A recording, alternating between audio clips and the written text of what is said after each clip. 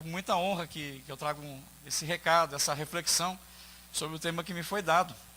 E a gente, ao longo desses, são 24 anos como ambientalista. Então eu vou tentar brevemente aqui, em uma hora, fazer algumas reflexões que resumem um pouquinho das minhas inquietações, que talvez sejam inquietações de vocês e de quem está nos ouvindo aí. Mas eu vou focar um pouquinho, né? Porque existe uma grande questão aqui, que quando a gente fala de sustentabilidade, a gente envolve uma quantidade de assuntos onde a gente se perde. Porque a gente entra em modalidades e categorias que não diretamente são demandas de sustentabilidade, são demandas antigas do Brasil, como o trabalho escravo, que ainda hoje aparece. Então há demandas pretéritas que eu não vou tratar aqui, mas eu vou focar especificamente em dois temas nervosos. Em dois temas bastante delicados. Um é o consumo. O consumo é o modelo de sociedade que a gente vive. E o outro é a economia. O postulado, a estrutura econômica da qual a gente está construindo o modelo econômico mundial hoje. Então eu vou tentar razoavelmente focar nesses dois temas para que a gente não se perca em todas as discussões e a gente consiga focar exatamente no que a gente deseja, né? Bom, inicialmente, queria fazer um resgate de como, ao longo de 100 anos, os economistas vieram construindo um modelo que seria um modelo de país. Na verdade, como eu sou geógrafo, vou trabalhar com o conceito de país, que é uma construção política. É uma construção que vem desde o começo de 1500, 1600, onde se consolidam, começa a se consolidar os impérios, e depois a consolidação vai se transformar naquilo que nós chamamos de Estado moderno, o país hoje. E para fundamentar essa construção, existem modelos econômicos que vêm sendo discutidos, bem antes de Adam Smith, David Ricardo, mas que Adam Smith e David Ricardo na Inglaterra consolidaram como um princípio, uma base, uma doutrina básica para aquilo que seria os fundamentos da sociedade urbana industrial capitalista, que a gente vive hoje, né? E nessa discussão, nesse debate todo, o que a gente tem observado é que há dezenas de vertentes da teoria econômica, né? Desde as clássicas, dos economistas clássicos, que começam lá por Smith também, mas acabam passando pelos socialistas, né? Pelos os críticos socialistas e comunistas. Mas a economia, ela vem sendo construída em cima de um debate que a gente vai tentar resumir aqui, que é um debate fundamental dela, é um postulado fundamental. Ou seja, tanto a linha de esquerda, que a gente chama de comunismo, socialismo, né, os marxistas, os pós-marxistas, quanto a linha propriamente dita capitalista, as suas N vertentes, tanto a social-democracia quanto a mais radical, vamos dizer, a mais friedmaniana, né, a Milton Friedman, essas linhas, elas vieram colocando dois postulados que não se questionam. O primeiro é o PIB. Ou seja, todas as nações são construídas em cima de uma versão, em cima de um modelo, cuja métrica fundamental é desenvolver um modelo urbano industrial, fazer com que todos os outros sistemas, né, o sistema rural, o sistema exportação, logístico, o sistema mundial e o sistema urbano sirva a uma lógica de industrialização intensa. Então, se você olhar a União Soviética, se você visitar o passado do 1700, 1800 e visitar mesmo a África do Sul, sendo colonizadas ali pelos Voortrekkers e pelos Boers, né, que estavam entrando na Holanda e na Inglaterra, e se você contemplar o próprio modelo norte-americano, né, a colonização norte-americana de povoamento e o nosso modelo de exploração brasileiro, você vai perceber que o modelo ele é uno. O modelo é uno. O modelo visava construir entrepostos para que se explorasse o território, e esses entrepostos acabavam se tornando em grandes cidades, né, em grandes zonas de controle de exportação. E a gente percebe que nesses 300 anos, 200 anos, a economia vem se fundamentando em cima de todo um discurso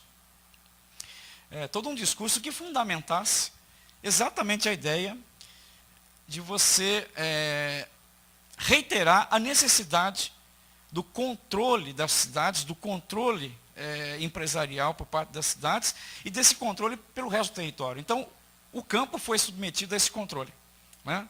Houve uma submissão do campo, uma submissão das zonas rurais, na Inglaterra, lembrando, né, as reis leoninas, que inclusive fizeram expulsar o povo do campo. Então, a ideia era até levar massas de trabalhadores e consumidores para a cidade para que o mecanismo funcionasse muito bem. Bom, diversas teorias econômicas foram fundamentadas para justificar que o crescimento, então a gente coloca a questão do crescimento, né? O crescimento econômico é um fundamento inquestionável. Então ele tornou-se inquestionável diante dos poderes que estavam agindo sobre as cidades, e não eram somente poderes econômicos, eram os poderes políticos. Então é aí que vários autores colocam que a política e a economia acabou tendo uma relação perigosa, né, uma relação inclusive nebulosa, porque na verdade o modelo político, né, a construção do Estado-nação e a construção das cidades vieram fazendo com que esses postulados econômicos justificassem que a cidade deveria ser o centro ditador do modelo de desenvolvimento humano.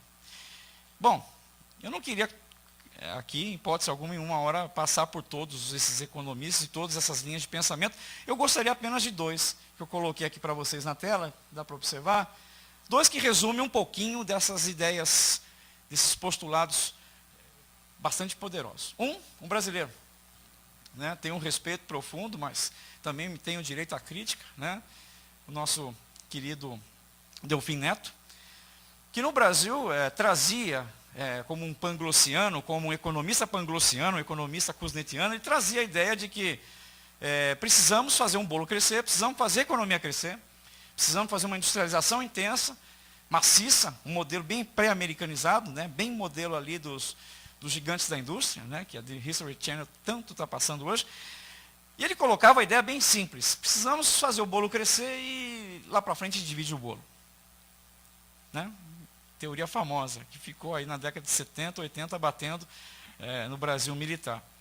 Então, era necessário, todas as políticas públicas, elas focavam a ideia de que o bem-estar humano, que a qualidade de vida, que a justiça social e que um futuro bom seria construído em cima dessa ideia muito simples de vamos desenvolver as nossas indústrias, o consumo. Então havia, aqui eu coloquei, né, esse binômio, né, a produção tinha que crescer, independente do que fosse, de carros a liquidificadores. O consumo precisava acompanhar a produção, mediante aumento de salários, mediante a intervenção do Estado de bem-estar social, né, aquele Estado varguista que no Brasil deu o fundamento de fundamentar um salário para que o modelo industrial urbano crescesse. Porém, esse modelo ficou num ciclo fechado.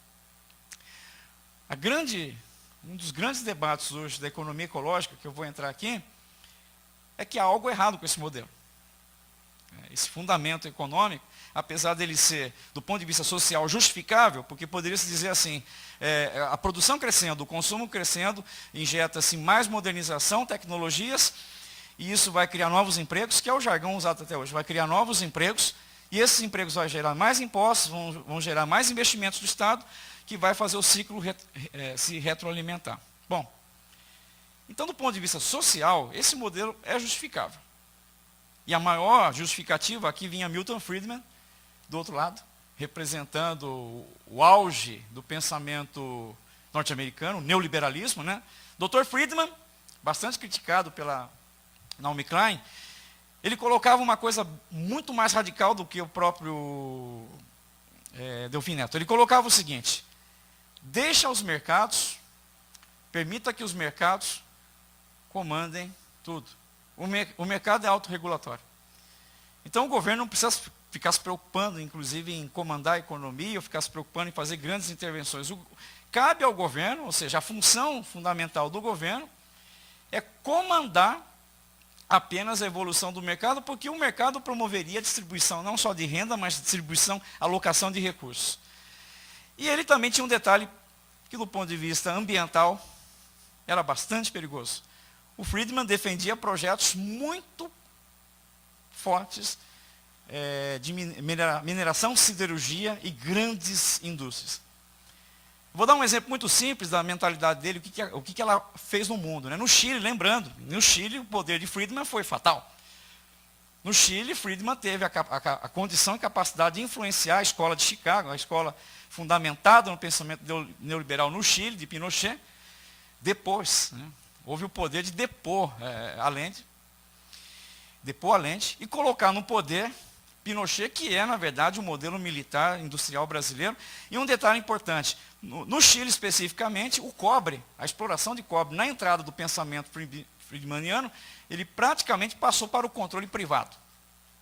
Ele passou para o controle privado e o país sofreu um choque econômico, uma depreciação social bastante grande, porque, do ponto de vista privado, as empresas eram norte-americanas, que estavam começando a entrar no negócio do cobre chileno, e a gente sabe da história do Chile, né, de todo o drama do Chile, da ditadura Pinochet, sobre o modelo econômico friedmaniano neoliberal. Bom, mas existia, por um outro lado, existiam pequenos críticos, inclusive eu coloquei bem pequenininho na tela que você está vendo aí, existiam críticas que apareciam na academia.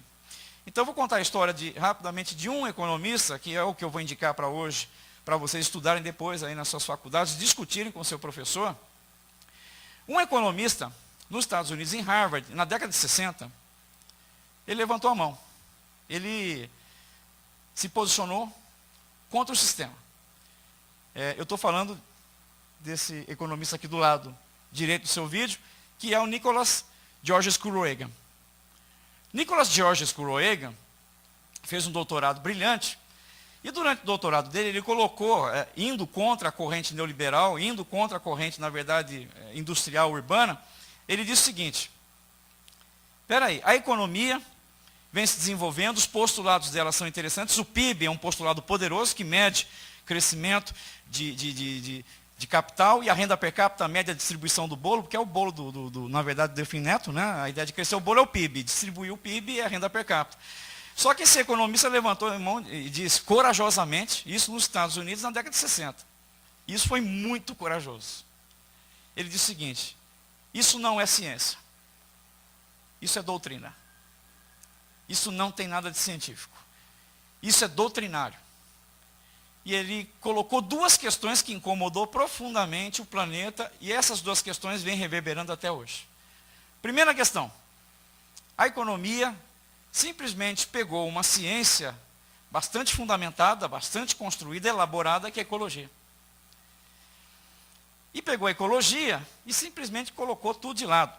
Então, quando se dizia insumos, né, capital natural e insumos da natureza, a economia desse modelo neoliberal, que veio se construindo um modelo neoliberal, a economia simplesmente colocou os recursos naturais numa visão infinita.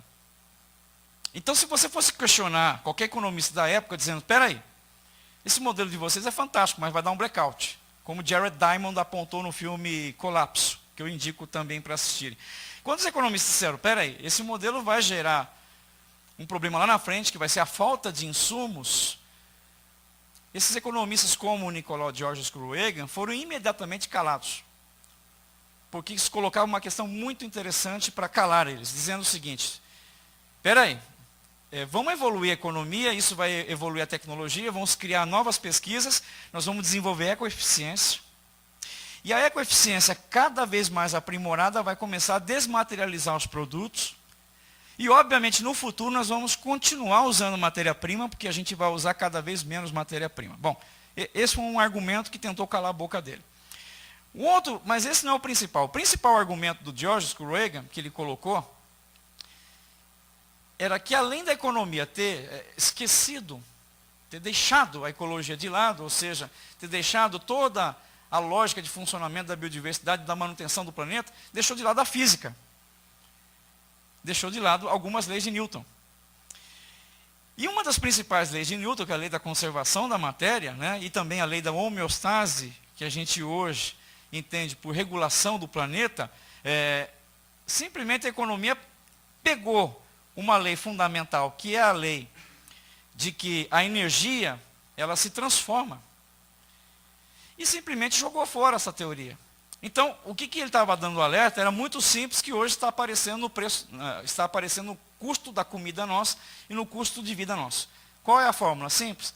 O problema é que nós estamos pegando uma energia gerada por petróleo. Isso eu já coloquei em vários cursos de pós-graduação, né? Tem amigos me vendo aí da pós, que lembram dessa teoria, que pegam petróleo, que é que é um armazenamento de energia solar de alta concentração, e queima-se. Só que esquece, uma lei da física, obviamente, que esse material, né, quando ele passa de uma entropia baixa, de alta densidade, e é queimado, ele vai levar 50 milhões para retornar no sistema. E o duro da nossa economia atual, lembrando que ela está fundamentada em 55% do PIB mundial em cima do petróleo. Tá? Então isso gera N problemas graves, mas qual é o mais grave? O mais grave é na medida que esse petróleo se tornar cada vez mais caro, quando ele se torna mais profundo. Né? Pré-sal, vai cavando, vai perfurando, daqui a pouco a gente está no núcleo da Terra. E quanto mais você vai perfurando abaixo, obviamente o petróleo de menos qualidade, e obviamente que o petróleo torna-se mais caro, mais risco, vazamentos, etc. E esse preço vai inflando o sistema energético mundial através do custo do barril, que vem aumentando e não vai abaixar. Tanto que a Petrobras está em prejuízo por causa disso, porque ela está tentando segurar o preço, mas o custo de obtenção do petróleo dela, a cada ano que passa, aumenta mais. Bom, mas não foi só o Reagan que fez críticas duras ao modelo doutrinário da economia. Do outro lado, aqui no Brasil também, pouquinho depois, 30 anos depois, veio o Ricardo Abramovar, José Eli, da USP, que veio colocar críticas a esse modelo, dizendo, opa, esse modelo nosso, principalmente o José Eli, que bate muito forte nisso, diz o seguinte, o modelo econômico que esquece a ecologia, esquece as leis da física, ele se torna insustentável. Então é isso que eu quero bater hoje à noite. Eu não quero falar muito do que é sustentável, porque ainda nós vamos definir o que é sustentável. Não há definição clara ainda do que é sustentável. Eu gosto do José Eli da USP, quando ele fala que a sustentabilidade que está aí, que as empresas estão falando, é ainda uma névoa, é ainda algo extremamente volátil e ainda sem materialidade daquilo que realmente nós precisamos atingir. Então, se a gente não consegue atingir exatamente uma sociedade que nós vamos chamar de sustentável e perene, do qual os netos dos netos dos netos da gente vai ter certeza de viver bem, a gente pelo menos agora tem que fazer um exercício acadêmico e prático de fazer a seguinte pergunta: o que está sendo insustentável na nossa vida? O que é insustentável? O Abramovar colocou essa questão junto com o Zé Eli. E a Vandana Shiva, que eu também cito como uma grande crítica do sistema nosso, do ponto de vista agrícola, a Vandana Shiva ela é muito categórica. O nosso modelo agrícola conseguiu esgotar 34% dos solos do planeta, graças aos transgênicos e graças ao aumento da produtividade agrícola inflada a petróleo. Nós comemos barato hoje, de acordo com a Cátia Abreu, que falou que pobre tem que comer barato, né? Barato e com agrotóxico. Óbvio, a gente tem que comer barato quem está comendo petróleo. Né? Grande parte dessa alimentação é adubada na base de petróleo, dos insumos gerados por petróleo, do NPK. E, por outro lado, também é uma alimentação baseada em agrotóxicos derivados de petróleo. A hora que o petróleo acabar, acaba uma boa parte dos agrotóxicos e acaba uma boa parte da adubação. Nós vamos comer o quê? Bom, e a Vandana Shiva vem apontando esse modelo de insustentabilidade do nosso modelo agrícola, que tem preocupado o mundo, porque os alimentos estão começando a subir o preço, obviamente por duas questões simples. Primeiro, os solos estão ficando cada vez mais difíceis, estamos tendo que entrar em fronteiras inexploradas, e dali Amazônia, dali norte de Rondônia, dali norte do Brasil. Estamos entrando em fronteiras novas de solo, mais pobres. Quando o solo fica mais pobre, mais adubo. E quanto mais adubo, obviamente, mais custo e mais logística. Eu fiz um cálculo um tempo atrás, quando eu estava estudando um pouquinho ela para discutir com os meus alunos de pós da graduação, e eu levei um susto. Há 20 anos atrás, a média de circulação do nosso arroz, do nosso feijão no Brasil, para chegar até a sua mesa, ele andava 550 quilômetros. Há 20 anos atrás. Hoje o nosso arroz, nosso feijão, para chegar na nossa mesa, está andando 1.490, a média. Então ele está quase chegando ao triplo, ele está andando 3 vezes mais, e está vindo aonde? Está vindo lá do Rincão do Sul, está vindo já trigo da Argentina, vindo maçã da Argentina, ou seja, cada vez mais o nosso produto está distante da sua fonte. Isso é um perigo. E por fim, querido amado mestre, Milton Santos, que criticou, relembrando ele, o trabalho brilhante que ele teve na USP, que criticou que o modelo que nós estamos vivendo está causando um colapso social de ordem maior, que ele chama de globalização globalizatória, do qual ele é bem categórico.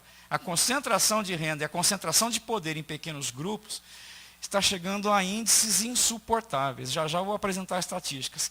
E ele coloca muito claramente que esse modelo de concentração de renda, que dá para se ver nas cidades, que dá para se ver no mundo, ele está gerando um desequilíbrio social que provavelmente vai gerar novas condições para um outro modelo de globalização. E não é à toa que nós estamos vendo movimentos, Occupy Wall Street, e movimentos no mundo inteiro. Por quê? Porque a pressão da desigualdade, ela já está se tornando algo insuportável. O Brasil, ano passado, em junho, né, e esse ano, Deus sabe o que vai acontecer nos próximos passos.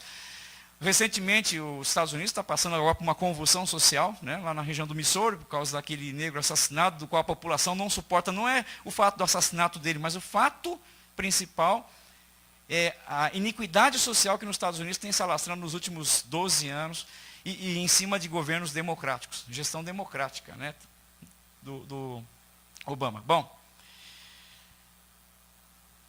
existem, nessa discussão, eu vou colocar aqui 3 grandes mentiras. Eu coloco mentira não como algo assim pejorativo, como algo ruim, mas eu coloco como jargões que estão sendo repetidos cansativamente, que estão se tornando doutrinas inquestionáveis. E como sendo doutrinas inquestionáveis, não estão deixando espaço nos nossos centros universitários, nas nossas academias, não está deixando espaço para crítica. São postulados que não são criticados. E não sendo criticados, perigosamente constroem doutrinas. É aí que o Nicolau Georgescu disse, nós estamos construindo doutrinas e não ciência. Né? Primeiro postulado é da população mundial. Eu acredito que a gente não parou seriamente para discutir o crescimento da população. Talvez o cara que parou seriamente para dar um cutucão e dizer, pelo amor de Deus, estamos indo para um blackout, foi Thomas Robert Malthus, em 1790. Quando ele criticou, que ele colocou um alerta dizendo, a população vai crescer de uma forma exponencial e o alimento vai crescer de uma forma geométrica, ele quis dizer, lá no futuro vai ter fome. Ele quis dar um alerta. Uma mistura de reverendo e economista na Inglaterra fez com que ele fosse muito criticado. Ele foi duramente criticado porque, na verdade, você discutir taxa de natalidade, discutir crescimento da população, é algo muito complicado, porque entram religiões e entram debates extremamente mimados. E bloqueiam um debate mais sério. Enfim, nós estamos com 7,3 bilhões de pessoas hoje, caminhando para 9 bilhões de pessoas, e nós ainda não estamos discutindo seriamente os impactos desses 9 bilhões que querem virar classe média alta. Esse é o meu medo. Né? Segunda sofisma, eu vou usar o termo sofisma. De tanto ser repetido, vira verdade. Né? Segundo sofisma coloca a questão do aumento da produtividade do consumo. O sofisma é muito claro. Aí é uma doutrina neoliberal muito categórica, que vem, Friedman representa, mas N economistas americanos da Escola de Chicago representam. Aqui no Brasil também tem N faculdades que representam, e universidades que representam esse pensamento. A ideia aqui é de que nós chamamos de teoria kuznetiana, né? Kuznets, a famosa curva de Kuznets, que diz o seguinte,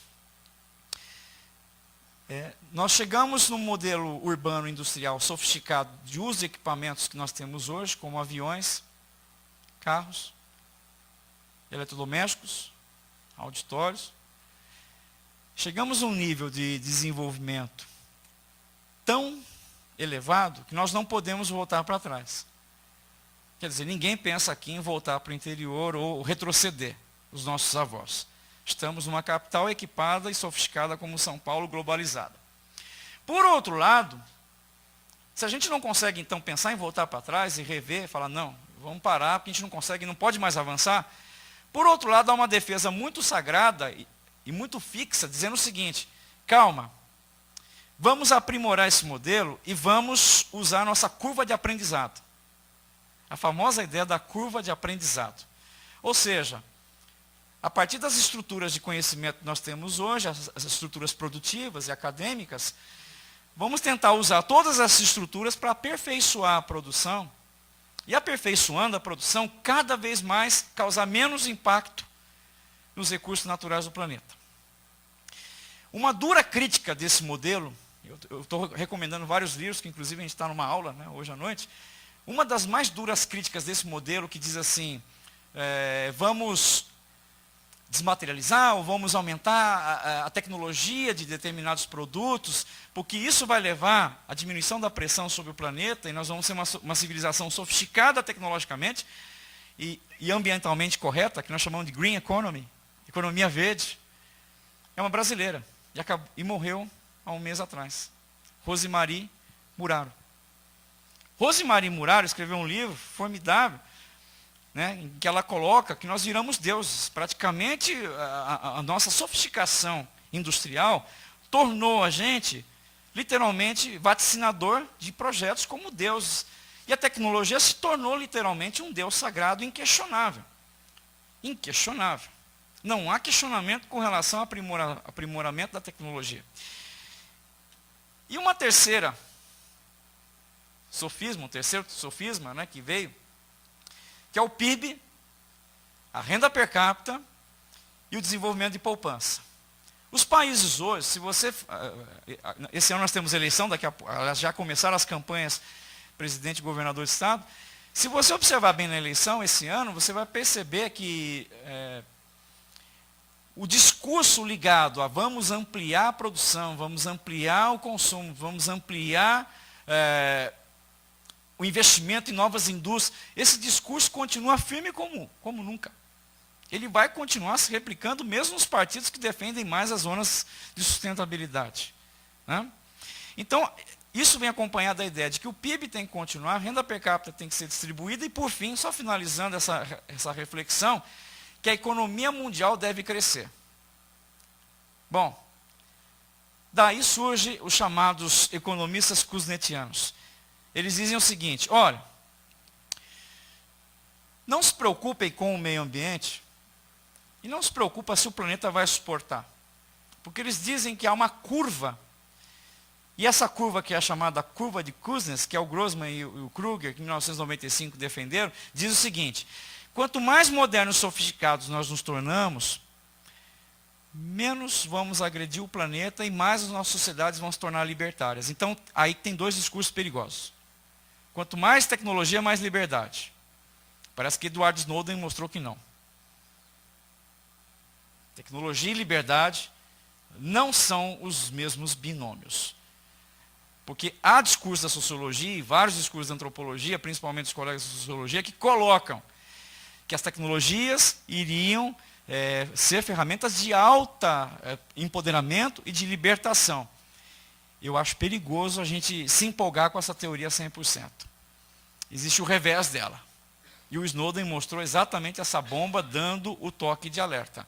Da mesma forma que o movimento Ocupe Wall Street ou até a Praça Tamir lá no Egito foi ocupado graças ao poder das redes sociais, as mesmas tecnologias usaram para monitorar cada líder e neutralizá-lo, né? Aí a gente consegue colocar a gente na Embaixada do Equador, eternamente trancado, expulsar um para a Rússia, enfim. Só que essa curva tem um perigo. O perigo dessa curva apareceram alguns pensadores, como Inácio Sachs e o próprio Reagan, que disseram o seguinte, tanto o crescimento do dinheiro, quanto o crescimento da população e o crescimento do consumo e do comércio global, que chegou hoje a 155 trilhões de PIB anual, fatalmente vão continuar a aumentar a pressão sobre os recursos naturais por um único detalhe. Houve uma falha geral no pensamento econômico do passado. A falha é que os economistas pensavam, vamos gerar riqueza com todo mundo e distribuir, e eles pensavam esse pensamento para 5% da população mundial. E o problema é que hoje, as classes médias que vêm surgindo no Brasil, na Índia, na China, esse incremento de classe média, que a gente chama de BOP, né, negócio para a base da pirâmide, esse incremento de classe média que há hoje, fatalmente está gerando uma nova demanda por produtos que não está poupando recursos. Só um detalhe importante, eu vou dar um exemplo muito prático e simples. Hoje os Estados Unidos ele consome 26%, 26 barris de petróleo por pessoa por ano. A China consome 1,2. Tá, 1,2. A China tem uma demanda nos próximos 10 anos de aumentar algo em torno de 800 milhões de carros. 800 milhões de carros entre China e toda aquela região da Ásia. 800 milhões de carros. Se chegar a esses 800 milhões de carros, a China vai começar a consumir 4 barris de petróleo. Se ela consumir 4 barris de petróleo, o mundo vai ter que parar para fornecer petróleo só para ela. Não vai ter petróleo nem para os americanos. Então, o modelo, na verdade, ele cresce de tal forma que ele não gera condições de decrescimento. Ele gera só condições de aumento. E daí veio o alerta há 20 anos atrás, os ambientalistas na Rio 1992, o alerta veio: os nossos recursos naturais estão entrando em depressão. A água em São Paulo já deu o recado. É o primeiro recado, virão muitos. Bom, duas preocupações eu estou colocando aqui, o que é insustentável, que é a minha proposta do começo da palestra. O que é insustentável? Talvez se a gente definir o que é insustentável nas nossas vidas, o que é insustentável para o futuro, o que o meu filho, o meu neto, teu filho e teu neto não pode para o futuro viver, são duas grandes situações. Eu vou colocar a primeira nesse painel aqui que eu coloquei. Esse estudo, por incrível que pareça, não foi feito pela ONU. Foi o Banco Crédito Suíço. O Crédito Suíço. Foi um banco suíço. Tá? O Crédito Suíço fez um estudo, aproximadamente 2 anos atrás.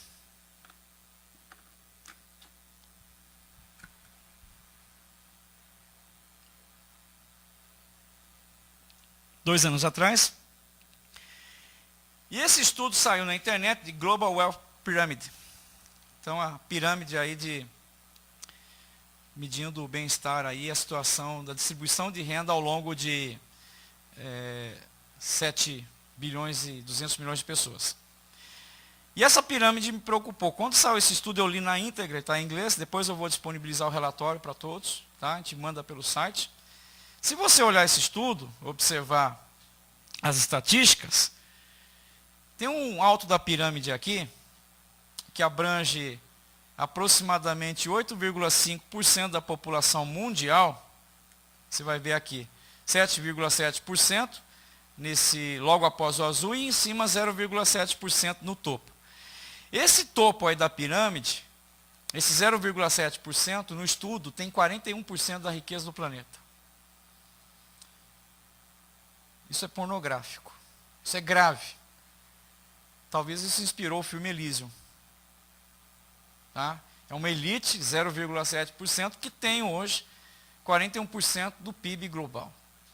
E um pouquinho abaixo, que é a alta classe média mundial, que nós estamos muito distantes aqui no Brasil, tem mais 42,3% do PIB. Então, essa é a superelite. 8,5% apenas da população mundial chega a ter quase 85% do PIB do planeta. Ou seja, a concentração de renda chegou no século XXI a estados calamitosos. Nós estamos em estados calamitosos. Vou dar um exemplo que preocupa a economia global, porque isso vai fazer a gente entender a recessão hoje, que não é um problema natural. A recessão ela é provocada. Hoje nós temos uma contradição no mundo que está sendo combatida por vários movimentos, inclusive o grupo do Occupy Wall Street está em cima disso, que é o seguinte, é uma denúncia. Hoje no mundo circula entre capital especulativo que não vira um produto sequer, ou seja, capital que não vira nada, apenas especulação. Hoje gira no mundo 1,5 trilhões de dólares, ou seja, 1,5 mil trilhões de dólares. De dinheiro que não vira nada, a não ser especulação financeira pura. Daí o filme O Lobo de Wall Street, né, mostrando essa pornografia financeira que já passou da pornografia, e vem um filme O Capital do Costa Gravas, que eu recomendo. Formidável. O Capital de Costa Gravas, que mostra a psicopatia do capital financeiro, que já literalmente assumiu o seu lado psicopata. E 2 filmes dando alerta desse. E um documentário que inclusive acabou de sair, mostrando o lado podre de Wall Street, já me vê o nome. Tá? O problema é que os de baixo, nós, como preferem, na linguagem do futebol é toys, né? Eu acho que está mais para toys, para 7-1, né? Porque esse aqui é o 7-1, o 7 está lá em cima e um está aqui embaixo. O grupo de baixo, do qual nós estamos no Brasil praticamente todos inseridos, temos apenas 17% do dinheiro.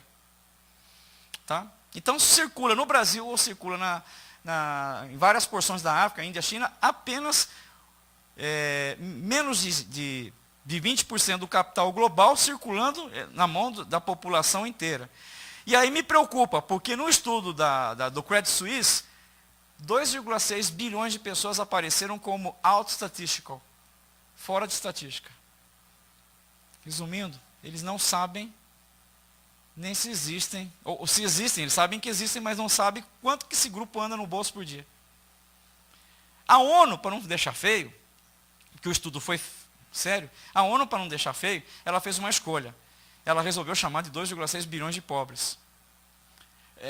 Só uma correção, não é 2,6 bilhões de pobres, na verdade é 2,6 bilhões de pessoas que não se tem estatística nenhuma.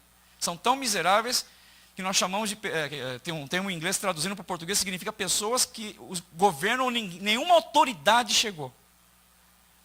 E para um susto maior, tem um amigo meu que trabalha no Rio de Janeiro, num projeto social de grande vulto lá, que disse para mim, Júnior, para piorar, no Rio de Janeiro, há aproximadamente 110 mil pessoas que a prefeitura não sabe quem são, como existem, como são. Na capital. Não sabe quem são, como são, e são os out-statistical, fora de estatística. Fora. No Brasil, aproximadamente, nós temos 8 milhões e meio de out-statistical. Não se sabe quem são, onde estão, como vivem, nada. Tá? Isso é bastante preocupante. Então, diante dessas duas exposições que eu coloquei, da questão da depressão dos recursos naturais e da preocupação com relação à distribuição de renda mundial, esse estudo foi feito no MIT em 2014, terminou em 2014, feito no Massachusetts Institute of Technology, lá dos Estados Unidos. O Otto Scharmer comandou esse relatório, saiu em inglês, aí eu corri para fazer a tradução de alguns trechos, e agora saiu no português um livro recém-lançado, inclusive aqui na Livraria Cultura, uns 2 meses atrás. O relatório do MIT, ele fez um estudo tentando fazer uma pergunta única. Quais são as grandes insustentabilidades, os grandes temas que nós vamos ter que resolver? Eu não estou falando aqui, pessoal, de novas possibilidades de ganhos econômicos, não estou falando aqui para vocês de novas possibilidades de acréscimo de renda, eu não estou discutindo aqui crescimento econômico, estou discutindo coisas que nós vamos ter que debater e resolver para a gente não entrar em colapso. Então a discussão aqui vai para além da indústria, para além dos governos e para além da sociedade. Nós estamos discutindo aqui, eu vou expor 4 denúncias graves que daqui a 30, 50 anos podem colocar N situações no planeta em colapso. A água é um dos primeiros. Eu não sou aqui defensor do apocalipse. Tá? Mas tampouco hoje o conhecimento que há em ecologia, em economia ecológica, o conhecimento que é adquirido hoje está muito sofisticado. As críticas são extremamente duras, os postulados são bem colocados. Primeira questão que está aqui, são 8. Eu tentei resumi-los, os 8, tentei pegar 4 centrais, que são os temas que têm que ser, as agendas, nós vamos chamar aqui de agendas do futuro. São temas que foram discutidas na Rio +20, que eu estive lá. São temas que foram discutidos, estão sendo discutidos nos partidos mais sérios ligados à causa ambiental. A gente sabe aqui no Brasil quem está em cima disso. São temas que estão sendo discutidos nas academias, que discutem sustentabilidade, que dão a cara a tapa. E são temas que a gente vai ter que resolver nos próximos 20 anos. O Al Gore tem discutido alguns temas desses, vários pesquisadores, mais alarmistas ou menos alarmistas. O fato é o seguinte, nós temos que parar de dizer que esse povo é eco-radical, que esse povo é eco-ameba, ou esses apelidos que nos davam há 20 anos atrás lá na USP. A eterna briga da Fefeleche com a FEA. Deus me livre. Perda de tempo. E hoje, lá dentro da FEA tem um núcleo verde. Bem feito. A raiz entrou lá dentro. Desse jeito eu não faço nunca doutorado na FEA, né? Provavelmente, mas deixa para lá. Bom, primeiro tema. Dia 19 de agosto desse ano, o estudo muito sério do Ecological Footprint Network fez um estudo muito bem embasado, financiado pela ONU e N agentes governamentais mundiais, que colocou que a nossa pegada ecológica aumentou. Então, ou seja, daquilo que a gente poderia consumir ao longo do ano, nós esgotamos a nossa cota em 19 de agosto desse ano. Então, dia 19 de agosto desse ano, no mundo inteiro, nós esgotamos a cota de água que a gente poderia usar para o ano, a nossa cota de petróleo, madeira, solos mineiros. A cota foi esgotada. Então, nós entramos numa situação agora de overshooting. Ou seja, os economistas nunca quiseram discutir isso. Nós vamos discutir uma externalidade. Ou seja, o nosso PIB já está sendo negativo, porque, na verdade, nós estamos sobrevivendo, torrando matéria-prima do futuro.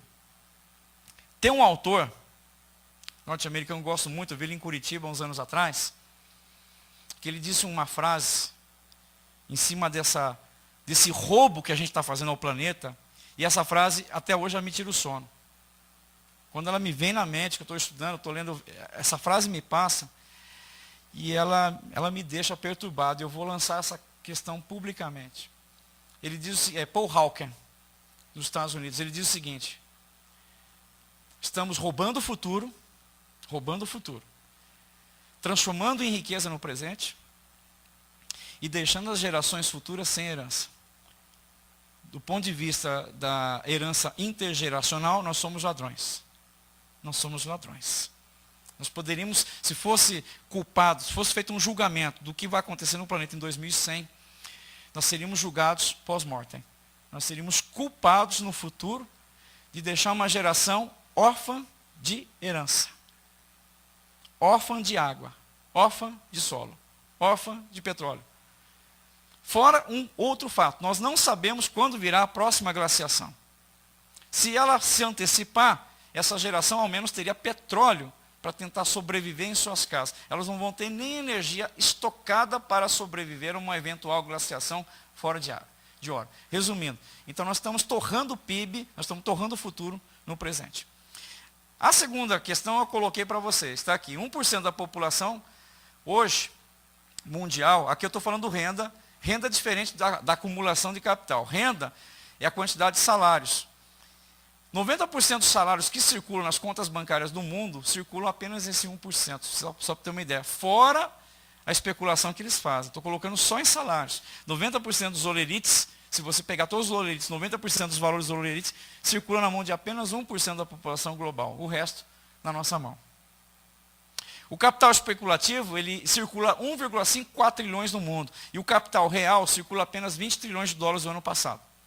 Resumindo, o dinheiro que especula, que não cria nada, nenhuma expectativa, nenhum emprego, ele circula numa medida de aproximadamente 90 vezes o outro dinheiro. Então nós já geramos um filho pornográfico fora de controle, que é uma economia financeira que está causando recessões nos países por apenas querer se reproduzir. Saiu um relatório, Joseph Stiglitz, nos Estados Unidos, fez um relatório no ano passado para o Banco Mundial, em que ele denunciou que a crise de 2008, quem perdeu com a crise de 2008 nos Estados Unidos foram o povo norte-americano e o governo.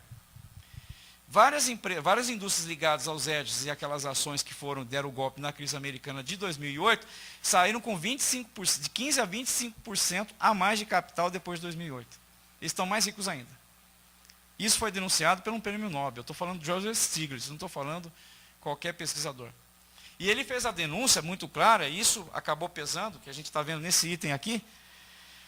Ele fez uma outra denúncia dizendo o seguinte: o dinheiro especulativo mundial, o dinheiro está migrando cada vez mais para a especulação e cada vez menos para a produção. E isso gera recessão. Isso gera recessão. O terceiro item, que é o terceiro alerta dado pelo MIT, o MIT, inclusive, tem sempre a função histórica de grandes alertas, né? Limits to Growth foi lá.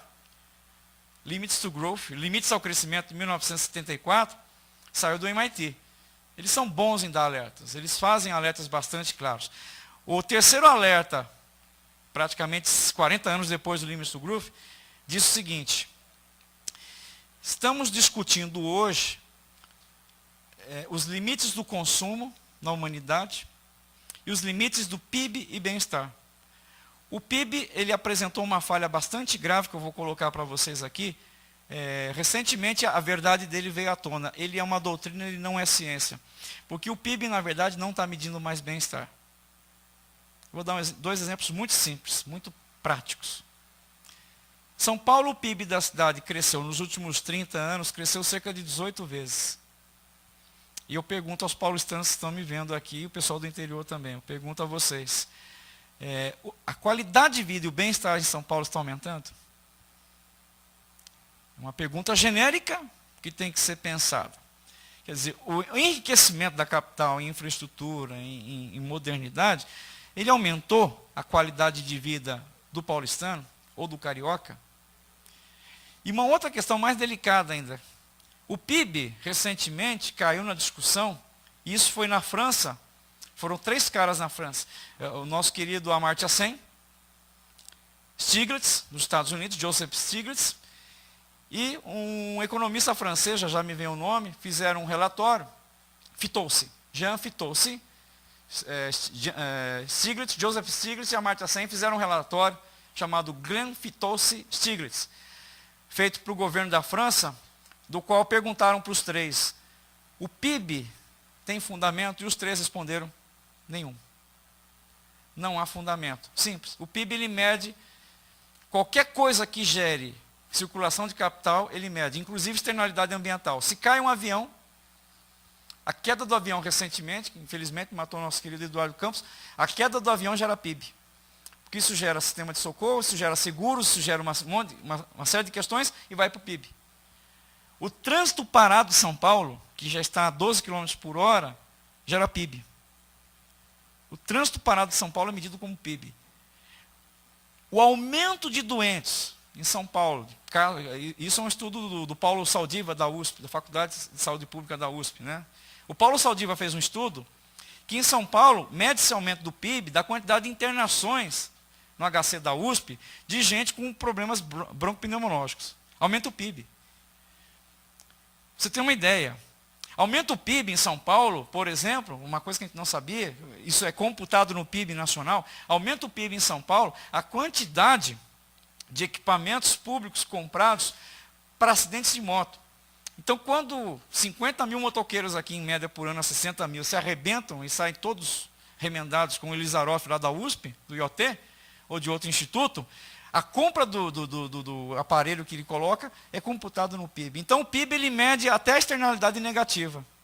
Resumindo, ele mede até o negativo do processo produtivo, ele mede os efeitos negativos de se viver em cidades extremamente de risco. Então, se você mede coisas negativas, essa coisa não mede nada. Se ela mede o positivo e mede o negativo, na verdade, ela não tem fundamento de medida. E um dado que foi recentemente, inclusive aqui na Livraria Cultura tem um livro, né? Eu vou frisar para vocês pegarem. Tem um trabalho brilhante, já me veio o nome dela, acabou de ser lançado sobre o consumismo. Ela lançou aquele sobre mentes psicopatas, né? Já me veio o nome dela, Mentes Psicopatas, está ao lado. E acabou de sair um trabalho agora sobre o consumismo dela, que diz o seguinte, isso é grave. O consumismo já está sendo discutido no Código de Psicologia e Psiquiatria como um CID. Já está se querendo introduzir como um CID, como uma doença caracterizada por consumismo, tem que ser tratada. Então, tudo isso coloca uma questão final nesse terceiro item que eu quero rapidamente passar. A economia. Eu faço uma pergunta para vocês que estão assistindo aí pela internet e a vocês aqui do auditório. Qual ciência tem o direito de dizer para a gente o que é uma vida ideal? É uma pergunta uma questão ética, em que a gente tem que pensar essa ética da ciência. Qual ciência? Economia? Marketing? Medicina? Qual ciência hoje tem o poder de levantar a mão e dizer, tem que se viver dessa forma? A gente não parou para discutir isso, porque nós somos cartesianos. Né? Nós somos cartesianos e nós tentamos seguir algum guru. Na verdade, o nosso mal hoje, nas academias de negócio, todas as instituições de ensino, é que nós temos buscado seguir uma teoria guru. Uma teoria única, unificadora. E o grande problema da sustentabilidade é que as nossas teorias unificadoras elas não enxergam mais o mundo. É aí que o Otto Scharmer usa o nome que eu gosto, de ponto cego. Estamos todos nós pensando e tentando entender esse sistema complexo e de risco que a gente vive do ponto de vista apenas da nossa ciência. E estamos falhando, porque nossa ciência individual de cada um de vocês não está conseguindo fazer uma leitura da totalidade. E quando a gente não faz uma leitura da totalidade praticamente assim, a gente se descola da totalidade. E o descolamento da totalidade gera perigos. Por quê? Porque a gente fica ligado a uma crítica extremamente radical, que nós chamamos de trincheiras da ciência. Eu fico na trincheira. O primeiro que discorda da minha ideia, do meu postulado, eu ataco. Eu não procuro assimilar a teoria e trazê-la sistemicamente na discussão. Nós perdemos a nossa capacidade sistêmica de enxergar o mundo e precisamos reavê-la. Né? O Fritjof Capra tem dito muito isso ao longo dos anos, e outros pensadores. E por fim, uma discussão de direito. Quem está fazendo o curso de direito aí assistindo, quem está terminando, começando o curso de direito, procura trabalhar e discutir uma matéria chamada direito de precaução. Do ponto de vista do nosso futuro, há uma insustentabilidade bastante perigosa, que nós não estamos fazendo a pergunta, que diz o seguinte: quem é o dono dos recursos naturais? De quem é a posse? Quem é o proprietário? De quem é a posse dos recursos naturais que nós utilizamos? Recentemente, o debate mais grave que está sendo travado, que nós precisamos entrar, é a água. Porque é um grupo aí de governo mundial da água que está entrando forte, que tem colocado, eu vou citar um texto aqui que eles fundamentam, que é a Tragédia dos Comuns, de Kenneth Harding. Eles têm entrado discutindo o seguinte: os governos e população não são capazes de administrar a água. Se não são capazes de administrar a água, temos que privatizá-la, temos que passar para a iniciativa privada, para que a ecoeficiência e a eficiência privada administre a água para o futuro da humanidade. E tem se discutindo até a privatização da distribuição de água urbana. Nos Estados Unidos, mês passado, rolou uma briga na justiça enorme entre a Nestlé, não está patrocinando a gente não, né? Entre a Nestlé, que 50 cidades americanas entraram numa ação contra a Nestlé. Tá? Porque a Nestlé, ao longo de anos e anos e anos, ela foi entrando em nascentes d'água e foi privatizando as nascentes, simplesmente distribuindo as nascentes, vendendo como água sofisticada. E no Brasil ela fez a mesma. E bem feito, que de repente agora um rótulo dela saiu contaminado aí, teve que devolver. Mas a Nestlé está sendo processada nos Estados Unidos simplesmente porque ela privatizou nascentes de água, e nascentes são de quem? Pertence a quem? A quem pertence a água? E a discussão também finaliza, né? A madeira, o petróleo, as florestas e o solo não pertencem somente à nossa geração. O direito ainda não parou para discutir que o teu neto, que não nasceu, que vai nascer, ele tem o direito a isso. Então, o direito jurídico hoje, mundial e internacional, ainda não parou para discutir o direito daqueles que virão. Está ainda discutindo o direito daqueles que não têm e o direito daqueles que têm, querem muito. Nós não estamos discutindo o direito daqui a 20 anos, 30 anos. Ou seja, quem vai nascer não tem nenhuma defesa. Não está sendo citado em nenhum julgamento. Mas vai nascer. E vai nascer com o quê? Bom, então com isso, com essa rápida e breve reflexão, eu procurei aqui colocar questões essenciais que, unidas, todos esses fatores, juntos, podem gerar nos próximos 10, 20, 30, 40 anos, situações colapsantes, situações em que podem tornar a vida social questionável, o nosso modelo questionável. Não estou apontando aqui para vocês soluções radicais ou voltarmos ao século. Não é essa a discussão. A discussão é que o nosso modelo é insustentável, que nós temos que admitir que não é viável no longo prazo, e temos que admitir que precisamos humildemente e academicamente nas empresas refletirmos sobre essas questões, porque são questões cruciais de ética. Fundamentam a ética humana. E fundamentam a ética humana porque desde os meus 14, 15 anos, minha mãe me ensinava, ela dizia assim, minha mãe falava uma frase muito simples e poderosa. Quando eu brigo, sabe quando você briga com a sua irmã, né, que você quer, que é seu, né, aquela briga fenomenal que ninguém consegue resolver porque é seu e não vai dar para ela, porque o negócio o seu pai te deu. Minha mãe dizia assim, tudo pertence a todos. Agora depende de como todos administram tudo. O grande problema ético que nós temos que resolver aqui para as próximas décadas é a questão de que somos uma só humanidade, uma só criação. Eu gosto de Carl Sagan, Pálido Ponto Azul, assista, por favor. Somos uma só humanidade, uma só criação. Estamos solitários no universo. Ainda não encontramos nem água fora, quer dizer, possibilidade de vida lá fora, zero. Inventamos uma série de sofismas e argumentos de grupos étnicos e línguas, mas no fundo nós somos um só, com um único planeta. Eu sou geógrafo, eu gosto dessa discussão de Gaia. Com um planeta que eu acredito que é um ser vivo. É um planeta que tenta sobreviver apesar de ser humano. Ele tenta sobreviver apesar da gente. E que nós temos que discutir e aprofundar um modelo de vida que respeite dois fundamentos básicos. A nossa humanidade, nossa irmandade, nós somos irmãos, derivados de uma matriz criadora única. E admitir que o Criador nos entregou um único planeta para a gente viver. Ultimamente, eu tenho procurado falar em auditórios, onde eu dou aula, eu tenho procurado dizer uma coisa. Onde você mora? Eu não estou dando mais meu endereço. Eu acho que é incoerente. A minha casa é a Terra. Eu moro aqui nesse planeta. Se eu acabar com esse planeta e vocês acabarem, a gente acaba tudo junto. Então, nós temos que resolver, não é problemas econômicos, de marketing, de engenharia da produção, nós temos que resolver problemas éticos e de moralidade. Moralidade com o próximo, com o nosso futuro, com quem não nasceu, que está esperando você ser advogado dele.